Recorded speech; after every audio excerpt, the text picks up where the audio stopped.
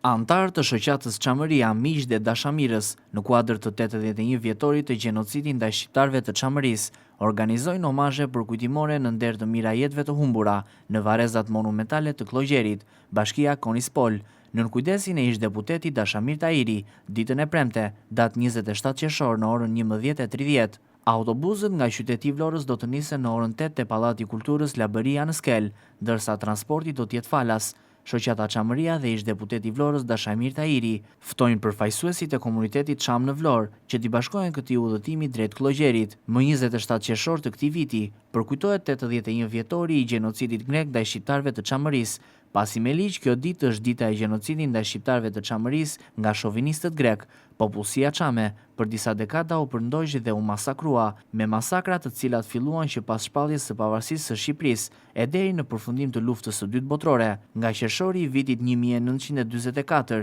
deri në mars të 45-s, mijëra shqiptar të Çamërisë përjetuan një gjenocid të ashpër nga forcat greke nën komandën e Napoleon Zervës, që rezultoi me vdekjen masive të civilëve, por edhe me shkatërimin, grabitjen dhe konfiskimin e pronave të tyre, ndërkohë që sot ende kjo plagë është e hapur. Gjenocidi grek ndaj popullsisë çame është i dokumentuar në dokumente arkivore të disa arkivave të vendeve europiane, por edhe rrëfehet ende në ditët e sotme nga shumë shqiptar të Çamërisë që e kanë përjetuar dhe kanë qenë dëshmitar të masakrave, ku edhe vetë historian çam kanë dokumentuar dhe rrëfyer gjenocidin e egër ndaj tyre. Vetë shqiptarët e Çamërisë që kanë përjetuar gjenocidin ende në ditët e sotme i kanë të freskëta masakrat, të cilat sipas tyre nuk ursyen as fëmijët dhe as gratë shtatzëna. U masakruan me armë të ftohta, me varje, zjarr, ndërsa bilancin e viktimave e rënduan edhe vdekjet nga kushtet e këqija të jetesës, uria dhe vështirësitë gjatë shpërnguljes. Në vlerësimet e historianëve, por dhe të përfaqësuesve të komunitetit çam,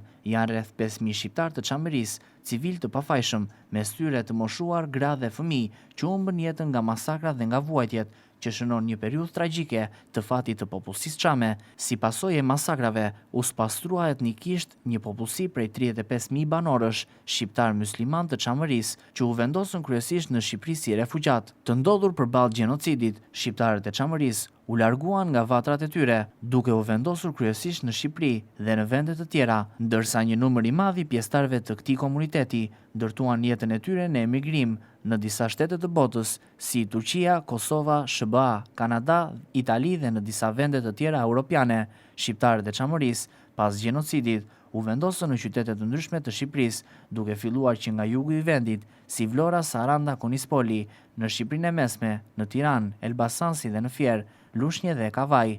Në varrezat e Kloqerit prehen mbi 2900 shqiptar të vrarë gjatë pastrimeve etnike në Çamëri dhe që janë dëshmi e gjallë e një tragjedie të pandëshkuar. Ditën e premte, datë 27 qershor në orën 11:30, organizojnë omazhe përkujtimore në nder të mijëra jetëve të humbura në varrezat monumentale të Kloqerit, Bashkia Konispol. Autobuset nga qyteti i Vlorës do të nisen në orën 8 te Pallati i Kulturës Labëria në Skel, nën kujdesin e ish-deputetit të Vlorës Dashamir Tahiri.